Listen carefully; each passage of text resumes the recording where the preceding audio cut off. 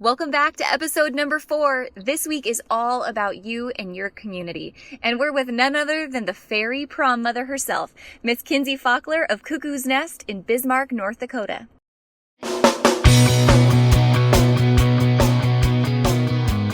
Let's talk about your business, strategy, and the juicy details of what actually works, from mainstream fashion to fashion on Main Street, and the entire ecosystem behind it. How do we scale your company and do it with the balance and the happiness that we all seek?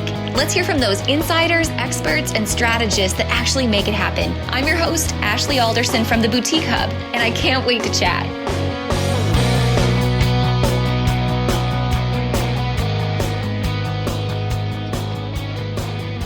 Hey, Boutique Boss, thank you so much for tuning in this week. I'd love to know where you're from this week. Is it a small town, a large city, or is it somewhere in between? Make sure you let me know over on Instagram at Boutique Hub Business, or send me a personal Insta story over at AJ Alderson. Because this week we're having a conversation all about the importance of your community and just how impactful retail in a rural area truly is. As many of you know, I'm from North Dakota originally, and my friends, it may not get more rural than that unless you're from Wyoming.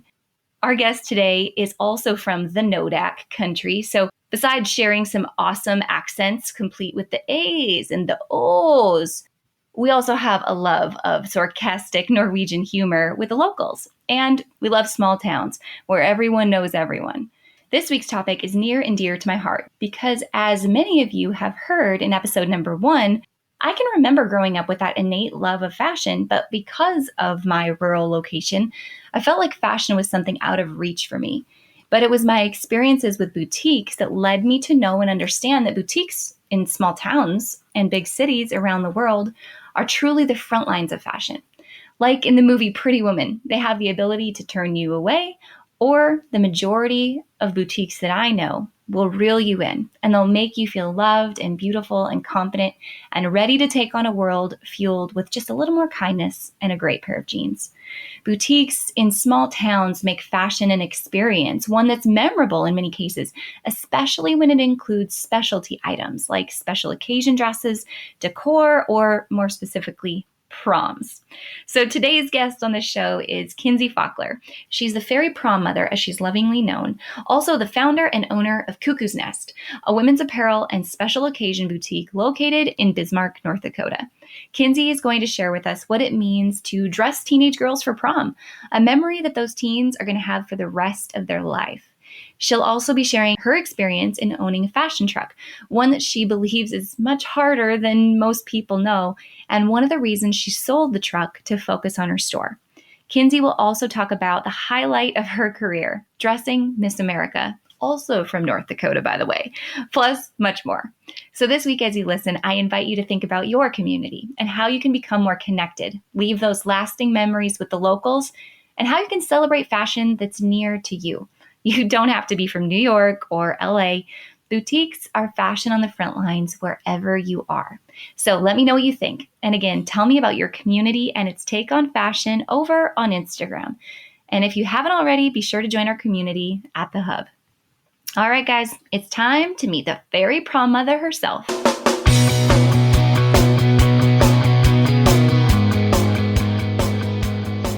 Hey guys, welcome back to the podcast. This week on Boutique Chat, I'm so excited to talk to a boutique owner who is not only a ton of fun in her own right, but her store definitely reflects her personality, which she uses to speak to women of all ages and across a couple of different style genres, which I can't wait to talk about. So guys, help me welcome Kinzey Fockler, the fairy prom mother and owner of KooKoo's Nest from Bismarck, North Dakota. So Kinzey, Nodak in the house. Welcome to the podcast. Thank you so much for having me. I think we should have a Nodak accent impression. Ooh. Could we start off with an oofta, just for old time's sake? Oh, don't you know, I got my oofta, yeah. Well, I have a brother-in-law from down there by St. Anthony, there, south of Mandan. You sounded really like Celtic. It's really strong south of Mandan, I'm just telling you. Oh, funny. So let's talk about, not only is this conversation going to be fun because we're both Nodakers, but one of the main reasons I wanted to invite you to join us on the podcast and knew you'd be such a great fit is because you've done such a great job blending niche markets in what you do at KooKoo's Nest. And you have a really unique story about how all of this came about. So do you want to just kick this off? Tell us a little bit about this project turned into business, turned into lifestyle. So long story short, my store began as a school project my senior year for a club called DECA. And I took that project of hypothetically opening up this store to a state competition and won. And then I took it to a nationals competition and placed in the top 3. And with that, got a scholarship. So I always tell all of my kids that come into my store to utilize all those opportunities available at school. We opened the store the next following year, and the store was seasonal because it was prom. So what I would do was go to school for a semester and then work the prom store for a semester. So I did that until I got through school. And then in the off season, after I was done with college, I decided to open a fashion truck and sell ready to wear clothing. And then I would do the fashion truck when it was summer months. And then I would do prom when it was prom season. After managing the prom store for 9 years, my husband and I purchased the prom store, and then we wrapped everything all into one, and now we are a storefront and a website. We no longer do the fashion truck, and we are all now rebranded to KooKoo's Nest. I love it. So the store, I've been, of course, stalking your social media, and you're in the heat of prom season right now. And I want to talk about that more in just a minute. But I think something you and I have talked about previously, which is really interesting, is the highs and lows of having a fashion truck. And as you mentioned, you had one for quite some time and now no longer have one. Tell us what that was all about. So our fashion truck used to be a bookmobile, which if you're looking to do a fashion truck, that is the way to go. It was perfect for what we needed. But I feel, and I think my husband could vouch for me as well, a lot of people go into the fashion truck route rather than doing a storefront, thinking this is going to be easier or less overhead. And I honestly think that a fashion truck is harder. Fashion truck, I mean, for example, if your truck breaks down, we had our truck breakdown, you're out that all those potential sales, you're out building that relationship with wherever you were planning on parking. There's just so many variables that are such a huge critical factor to you creating revenue. And then I also thought with the fashion truck, I knew exactly how many hangers I could fit in there. I knew exactly how many products could fit per shelf because you had to utilize every square inch of that space. You had to price your things properly so that price or sales per square foot would turn out to be profitable for your business. So I thought that a fashion truck was harder. And also it was so much more labor intensive for myself and my husband, just hauling things from the UPS truck to our garage, from the garage to the truck, and then back and forth. Each and every weekend? Well, and each and every day. I mean, we would, depending on the day, if there was a different event in town or we were booked for at people's houses for like parties, you'd have to do it each and every day. Or sometimes we do multiple events in a day. I mean, sometimes too, when you have the truck, it's so small, you can plan ahead, but you never know. I mean, one time we stopped at a gas station to fuel up and we ended up being there for like 2 hours. And then when we got to our destination, we didn't have enough product because we had sold so much at the gas station on like a fluke deal. So it was just so many variables with the fashion truck, but the fashion truck was honestly for me more educational than college. I learned so many things on the fly, so many things hands-on that I was so not ready for. But the things that you learned on the fly were probably things beneficial now as you operate the storefront. Like at this stage of your business, those educational takeaways, especially understanding the numbers and the margins and the cost per square or the sales per square foot rather, were beneficial to build you where you are now. Oh my goodness. It was so beneficial. And I think if somebody does get into a fashion truck, maybe they don't look at like, okay, I'm going to do this fashion truck forever. They look at it kind of as a leeway. Like for me, it was a leeway, got me introduced into the boutique clothing and got me to build those relationships. But I didn't see it as a long term. I am so thankful for all of the knowledge that I gained from the fashion truck because yes, 100%. All the things that I learned, I utilize on a regular basis now in my storefront. So now the storefront, the way that it is today, is women's ready to wear, you said, right? Plus prom, pageant, tuxedo, and what else? Clothing. So yeah, you covered it all. Perfect. So right now you're in the heat of prom season. The women's ready to wear kind of carries you throughout the year. Let's talk about how you market those two things right now, because it's really two different audiences and two different ideal customers. What does that marketing strategy look like? During prom season, we really focus all of our energy and all of our resources on prom because it's such a limited sales time. So we focus all of our social media towards prom. We still are building those relationships, kind of educating people about our brand and about our company, even if they might not be a prom shopper. We're still posting things such as different quotes or things like that that pertain to our brand. We might not be as heavily marketing the clothing just because we don't have the resources available during this time of year. I always compare prom season to kind of like fireworks sales. They have such a limited time to sell those fireworks. So they focus on that. So that's kind of how we are too. We utilize every resource that we have, all of our employees we utilize as models. And we definitely really emphasize in our advertising and marketing that we are selling an experience. For us, it's not just a dress. Absolutely. Do you use, like in terms of the way you reach those ideal customers to get them in the door, two different channels? Like we talked about two different Facebook groups just to get those younger customers in through the door as well as women in a little higher age bracket? Yes, definitely how we advertise on Instagram is a little bit different. We have like the voice of a high school girl on Instagram. We have the Instagram story and my employees do a lot of takeover on that when I'm advertising on Facebook, because for me, that is a little bit older demographic. I'm more so utilizing the voice that a mother would want to hear, highlighting those key topics of like lowest price guaranteed, variety of sizes available, variety of price points available. Whereas the teenage girl on Instagram, she's more so just interested in the dresses and the style. She doesn't really know or worry about like the price. That's more so a mom factor. So when we're marketing on Facebook, I focus and use my verbiage for a little bit older demographic to target towards the moms. Do you also use Snapchat just because you have that younger demographic? I don't, because I hate it. Like, does that make me an old lady? Oh no, I'm with you. Oh, it's such a catch-22, isn't it? Yes. I, for example, me as a consumer, I love watching Instagram stories. And so that's just what I use to choose to market my customers.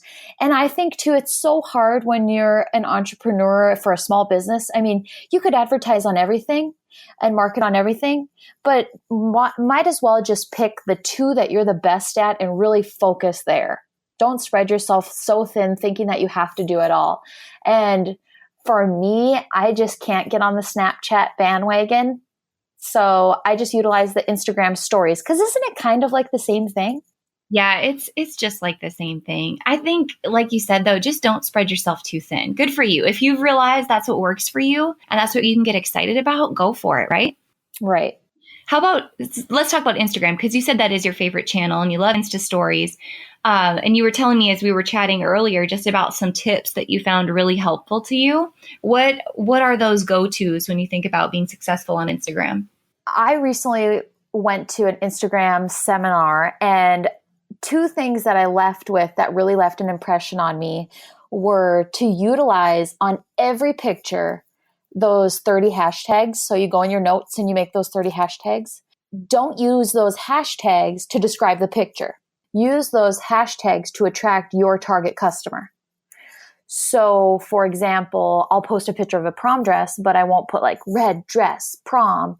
I'll put senior style, senior picture, inspo, Netflix binge, just things that will target my consumer. So, my target customer right now is a high school girl. So what are some hashtags that either she would be utilizing or she would be searching?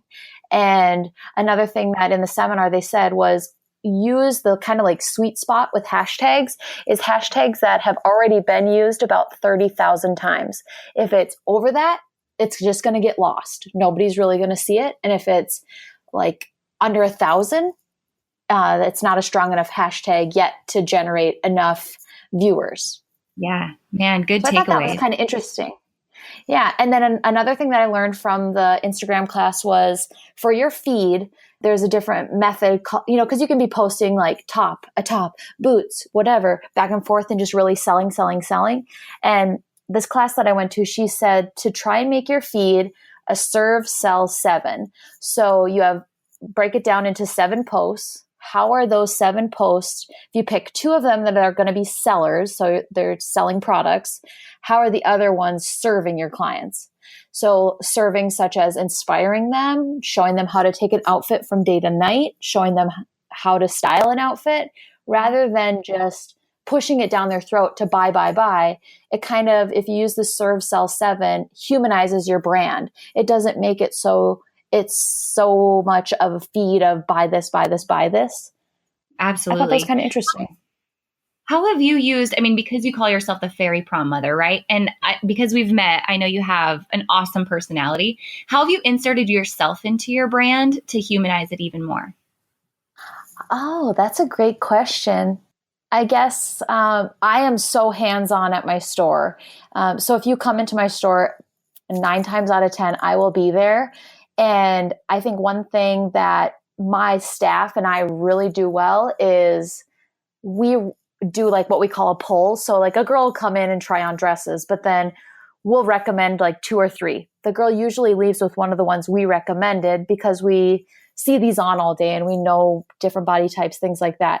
Another thing it's kind of funny that I call myself fairy prom mother, but if you bought a dress from me 10 years ago, I remember you. I remember your name. I remember the dress. I remember everything. So for me, it's such a valued purchase that I think that humanizes the brand too. It's not just like you're another customer. No, I genuinely remember you. And a lot of the times if we go out to eat as a family, I feel obligated to tell the waitress, like if I know she bought her dress at the store, I will always tell her, oh, you bought your dress at the store. And sometimes they're like, oh my gosh, that was 8 years ago. How do you remember that? Mm-hmm. So that's so cool though. Like you and I were visiting about this earlier as I was reminiscing way back in the day to buying prom dresses. For the consumer too, that's a lasting memory that they don't forget. They know exactly what that dress was like and how they felt when they wore it.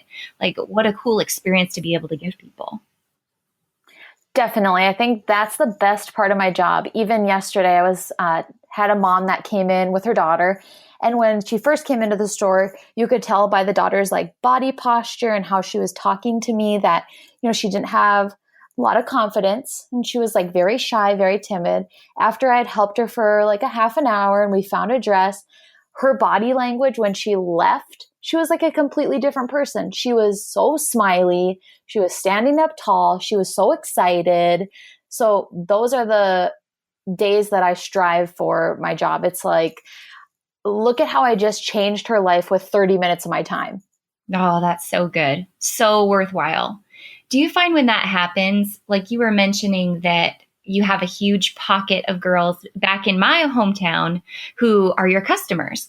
Do you find that when someone comes in like that it's easy for them to refer you to their friends and then you get pockets of, say, schools or communities that come and shop with you? Because, North Dakota is pretty rural, let's be honest.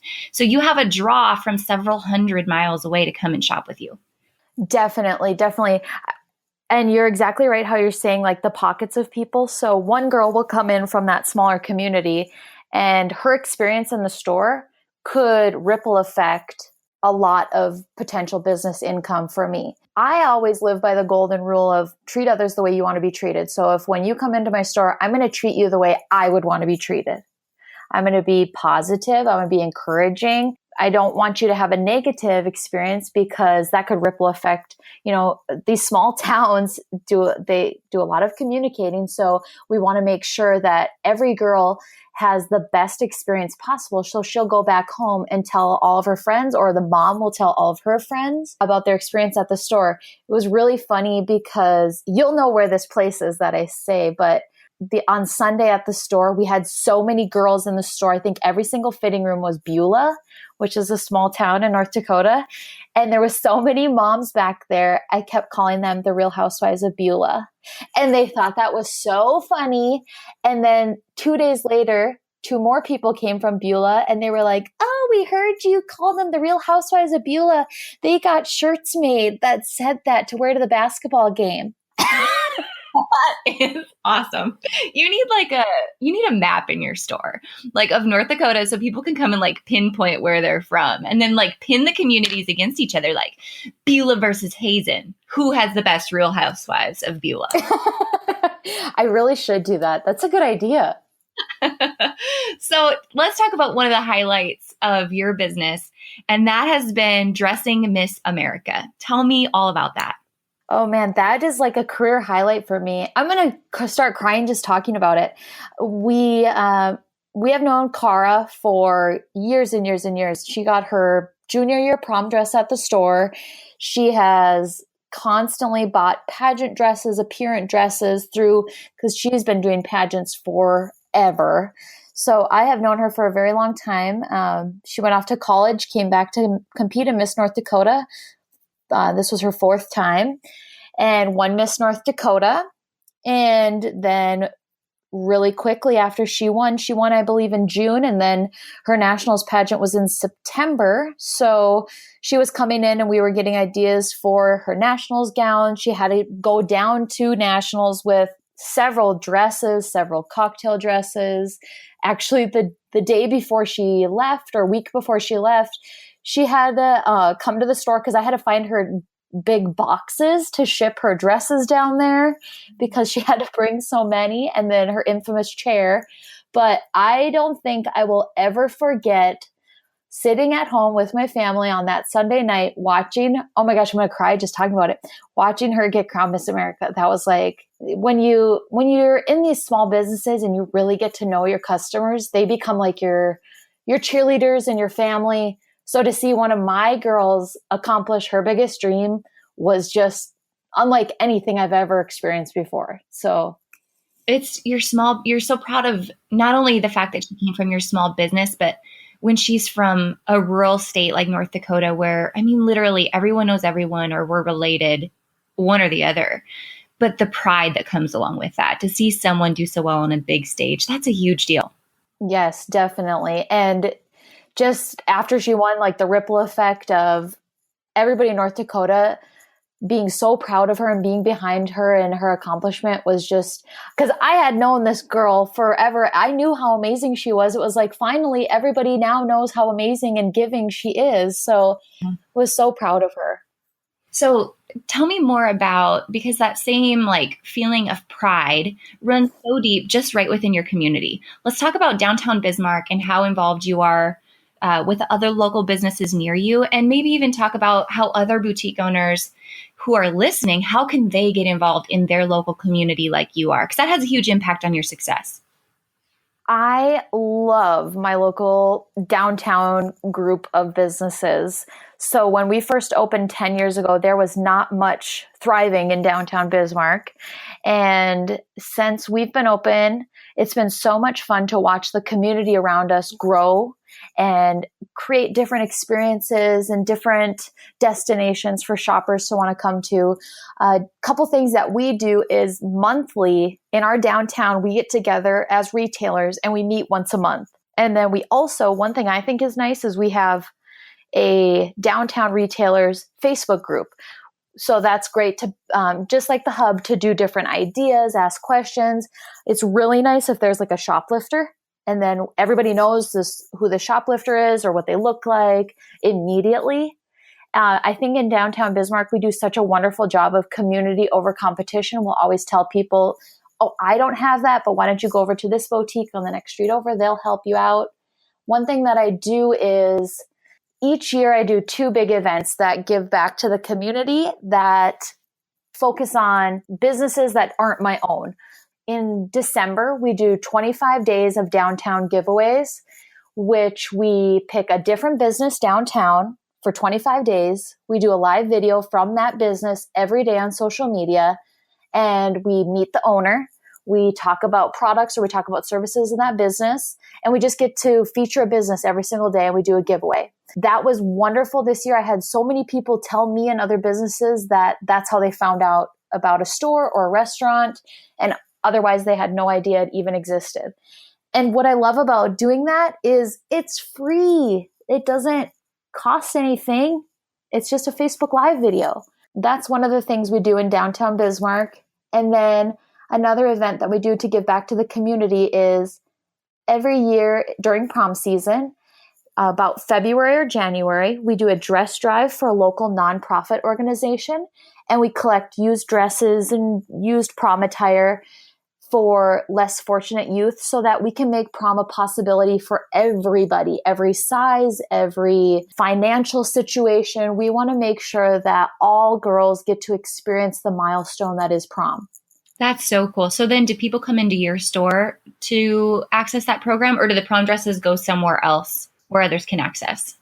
We're the facilitators of the event. So what we do is we collect all the donations and we sort them all by size, and then we see what's missing. So for example, if nobody donated anything in a size 16 and up, that's where we go through our inventory and we make sure that the girls at Carrie's Kids of all sizes have a size to shop.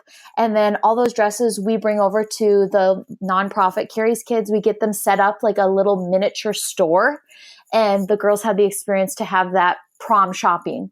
We aren't able to help the girls with the prom shopping due to confidentiality reasons because they are clients. And so we're not able to help with that part. The fact that our first year we dressed 220 girls that probably wouldn't have gone to prom, that made all of hauling those boxes across town completely worth it to make sure that they were able to experience prom. That's so good. And I mean, just listening to you speak, you can hear your why in your business come through so clear. And it's so evident that you have such a giving heart for other people. And I mean, I think if there's any tip that we give boutique owners at the Hub to help them be successful, it's exactly what you've just demonstrated. So that's so cool to hear you talk about that. If you think about other boutique owners who may be listening to this right now, whether they're, moms and they're listening with their earbuds and their kids are sleeping in the back seat as they're going somewhere, or, just those families that are in the middle of the hustle trying to build a business. As you look back at your career, what do you think like that number one tip or that greatest takeaway that you could give someone would be? Don't ever, ever, ever give up. I mean, wow, I didn't know that a podcast was so emotional. I mean, every prom season, I have an emotional breakdown on my husband, and he is my biggest cheerleader. All it is just hard work. And you know what? Some days suck. And some days you feel like, why am I doing this? People are mean, people are negative. But then you'll have one customer come in and they turn it all around. Or you'll have one, like a next door neighbor business that'll bring you a cup of coffee. And it's like, those relationships that you're building with your business, whether it be your next door neighbor business, your accountability partner that you met in the Boutique Hub, your customer that comes in every Wednesday night when your kids are at confirmation. That's why I do what I do, is I love the relationships that I'm able to build with people. I mean, yes, selling them things is definitely a perk, but I would much rather buy from a human being and get to know their story rather than buy from online. What I really would say to anybody that's in the thick of it is don't give up. I know it gets hard and it gets stressful and sometimes it sucks, but then you always have to think back to like those highlight points, to those customers that made it so worthwhile, or those vendors that genuinely and sincerely appreciated your business. And I mean, if at the end of it all, I mean, we're all striving for some goal of, being successful or making money or making our families proud, but to be your own boss and just enjoy the ride. I mean, isn't that an accomplishment in itself that you were able to say that you did this? No matter if your business has been around for 20 years or 2 weeks, I'm proud of you because it's hard and you have to sacrifice so much and people don't get it there. One of my pet peeves is when people say the phrase, must be nice. I hate that. So when I'm happy for another person, I'm always like, I am so proud of you, or I am so excited for you that you're doing this. I guess that would be my takeaway. It's so good. So true. You mentioned your husband along the way because he plays a huge role in this, right? So my wonder was, if you're the fairy prom mother, what's your husband called? My husband's business cards say brains behind the operation. Oh my gosh.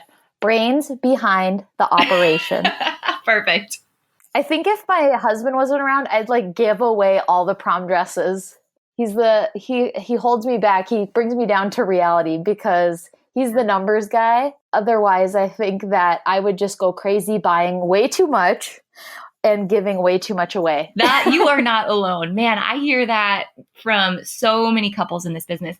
Does he go to market with you, and does he help you create like your open to buy plan when you go to market and help you analyze those numbers and those sales?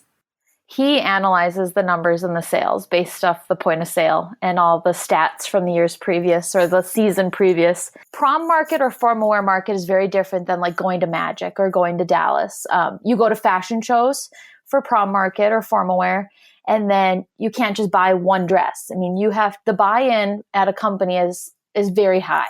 So when you go in, you have to know what your open to buy is. You have to know what you did last year with this company, what you did with this certain size. So when we sit down at market, he has spreadsheets for me that are like, okay, here's how many reds you need. Here's how many size 8s you need. Here's how we did with this company last year. He does not work in the store. He can't handle that. But man, is he good at the numbers and breaking things down.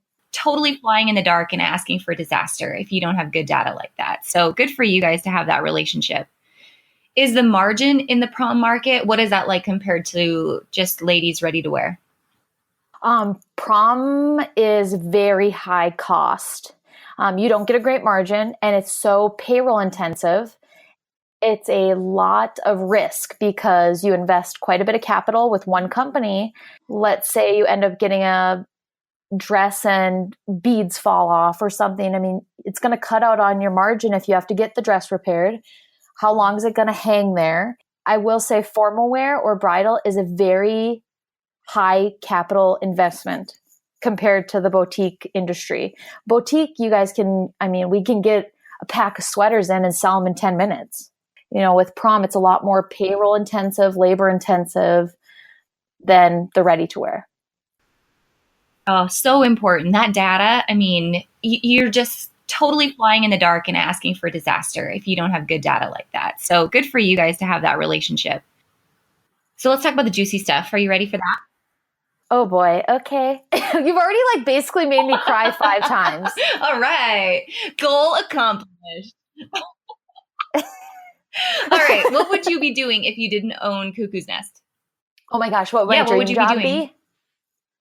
I would be like the girl at the baseball game for the Kansas City Royals during the innings that goes around and is like doing all the fun games on the microphone and making the kids run the bases or whatever. That would be my dream job. You know what? You just need to be the girl with the microphone. Like anywhere in life, you are the girl that needs to be on the stage because you're fun. I love it. I think I'll just get a karaoke machine for the store. You could relive The Wedding Singer again and again and just like sing some Michael. Like, I love it. Back to the serious questions. What is your favorite book and your favorite podcast? My favorite book is, I would probably say The Alchemist. My favorite podcast, which I was so hyped when Ashley asked me to be on the podcast because I am a podcast junkie. I love podcasts. So a podcast that I really enjoy it's called How I Built This, where it's entrepreneurs and it talks about how they started their business or how they came to be. Have you listened NPR, to that one, Ashley? right? Yes. Yes. I love that one. That one's a good one. And I also love to listen to success talks. I just really like entrepreneur ones because I like to hear those stories of where they overcome triumph and different obstacles that entrepreneurs have along the way. So good. What do you think your biggest obstacles have been that you overcame? Sincerely, my hardest thing with this business has been doing business with family. That's very hard. We can leave it at that. I don't think you even need to elaborate because I think everybody knows exactly where you're coming from and has been there at some point. Very good. All right, last piece. What scares you the most? Snakes, payroll, or internet trolls? Ooh, this is a great question. I would have to say what scares me the most is payroll. What hurts me the most is internet trolls. And I am a huge Indiana Jones fan, so snakes. I hate snakes. Perfect. Well done. Well done. All right, last question. 30 years from now, after you've had your exit strategy from the business and you are visiting with your friends and your family about your life and your business, what is the thing that you want others to remember most about what you've created? I would say, for example, a lot of people say in my store, so and so much dollars for one night. No, it's not just one night for me. Like when people get their dress, it's an overall experience. So I want to make sure that when people are in my store, they remember when they were in my store and the experience they had, how they felt when they put on their prom dress, when they got ready for prom, how they felt when they got ready, when they look back at their pictures, how that dress made them feel. That's what I want. That's what I want.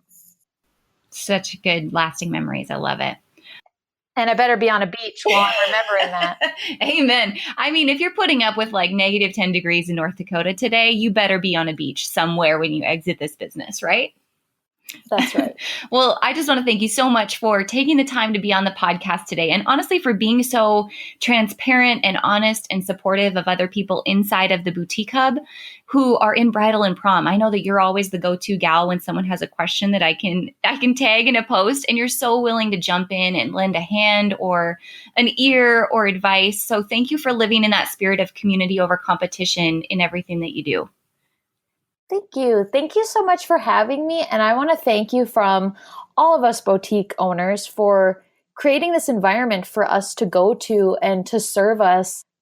I mean, it's just such an amazing platform that you've created for us all to utilize. And think of how many friendships that you creating the Boutique Hub have created. Oh man, I just heard cats. It's a great community of very supportive people. And honestly, it's the ones that are generous, that are so giving, that make it what it is. And you're a part of that. So thank you so much. Thank you.